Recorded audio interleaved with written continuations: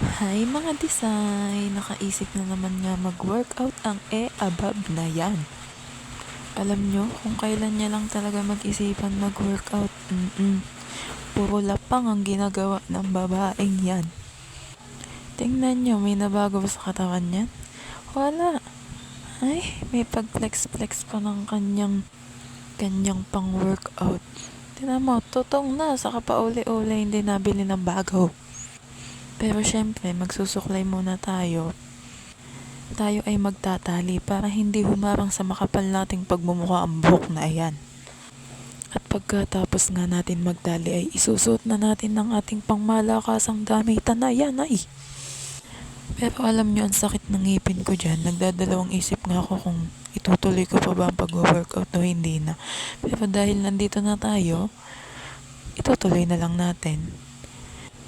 At dahil tamad tayo maghubad-hubad, ididiretso na lang natin, o diba? Kagaling talaga ng babaeng yan eh.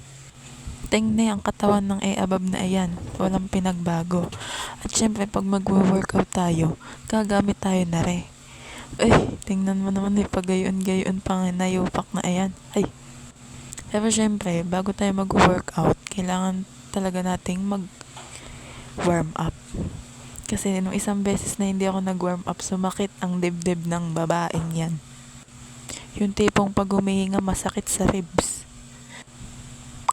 Kaya pag mag-workout kayo, mag-warm out kayo. Warm out? Warm up, be. Huwag ka mag-warm out. Warm up yun, be. Mag-warm up kayo bago kayo mag-workout para makondisyon ang inyong katawan. At dahil nasa leg day nga tayong mga disay, tingnan nyo naman, winawasiwas ang paa ng babaeng iyan. Bagal magwasiwas, bilisan natin naman. At dahil kakailanganin ko ang aking phone para sa pag-workout, hindi ko na nabidyohan yung iba kong ginawa. At dyan nga tapos na akong mag-workout.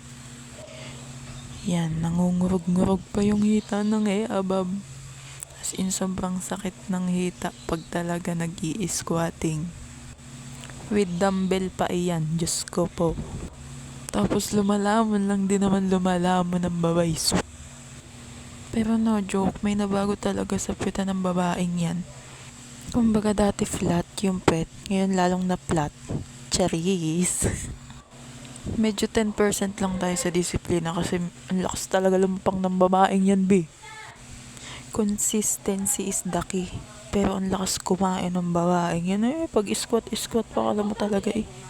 So dyan na nga nagtatapos ang aking walang kwentang video. Hindi ko alam kung ba't ko pa ito pinagagawa.